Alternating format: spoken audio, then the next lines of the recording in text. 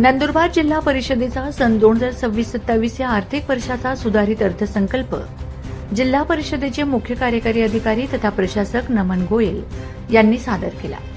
विशेष म्हणजे सलग दुसऱ्या वर्षी प्रशासकाकडूनच अर्थसंकल्प सादर करण्यात येत असल्याने जिल्हा परिषद प्रशासनाच्या कार्यपद्धतीकडे लक्ष वेधले जात आहे।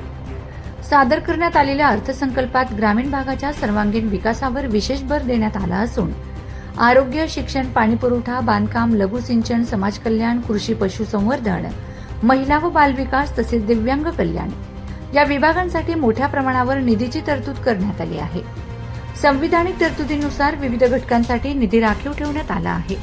त्यानुसार समाज कल्याण विभागासाठी 20% निधी, महिला व बाल विकासासाठी 10% निधी, देखभाल व दुरुस्ती कामांसाठी 20% निधी, दिव्यांग कल्याणासाठी 5% निधी तसेच जिल्हा परिषद शाळांच्या दुरुस्तीसाठी 5% निधी राखून ठेवण्यात आला आहे।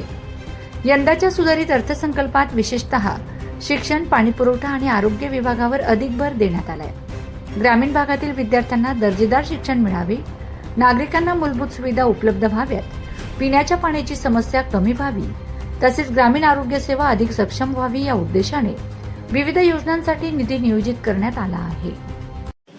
आज 16 मार्च 2026 रोजी 2026-27 या वर्षाकरिता जिल्हा परिषदचा फायनान्शियल स्टेटमेंट आणि बजेट सादर करण्यात आलेला आहे।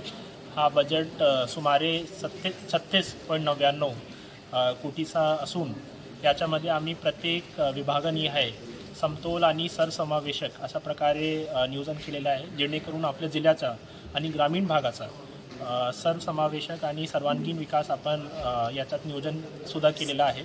याच्यामध्ये आम्ही खास करून शिक्षण, आरोग्य, महिला व बाल कल्याण असे विषयांवरती जास्त फोकस केलेला आहे।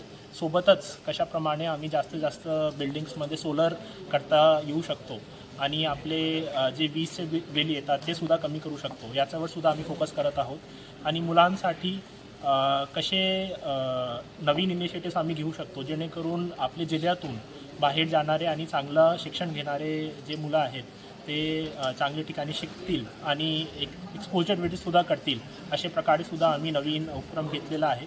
याशिवाय आमचा प्रयत्न आहे की प्रत्येक आमच्या आरोग्य संस्था एनक्वास सर्टिफाईड व्हायला पाहिजे, जेणेकरून लोकांना आणि आपले सर्व नागरिकांना चांगली आरोग्य सुविधाचा लाभ मिळेल आणि एक चांगला सुविधा प्रत्येकांना मिळाला पाहिजे। त्याच्यासाठी आम्ही जे दुर्गम भाग आहे तिथे सुद्धा आम्ही प्रयत्न करत आहोत। आणि सोबतच आपला नळ जोडणीचा जो प्रकार आहे तो खूप कमी आहे आपल्या जिल्ह्यामध्ये। धडगाव आणि अक्कलकुवा तालुक्यामध्ये नळ जोडणीचं प्रमाण वाढवण्यासाठी सुद्धा आम्ही खास करून तरतुदी केलेली आहे। आणि सोबत जे आता उन्हाळ्यात होणारी टंचाई आहे त्याच्यासाठी सुद्धा आम्ही विशेष याच्यात नियोजन केलेलं आहे।